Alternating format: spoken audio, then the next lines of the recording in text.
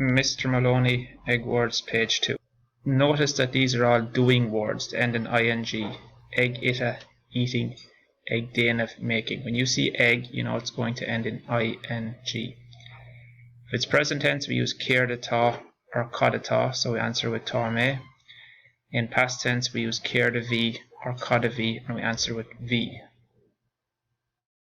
Play and pause this video as you move down through the page.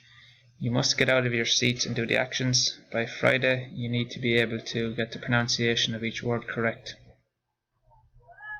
And I would suggest writing out the words each night, and you will learn the spellings without even trying.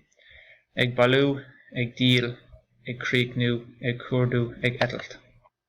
Ag cheannach, ag athrú, ag gearr, ag oscailt. Ag tarraingt, ag immert. Ag sleamhnú, ag tosú, ag tiomáint, ag úsáid. Ag ithe, ag óil, ag déanamh. Ag dul, ag rá, ag teacht, ag fáil, ag tuairt. And notice how they are all ing words.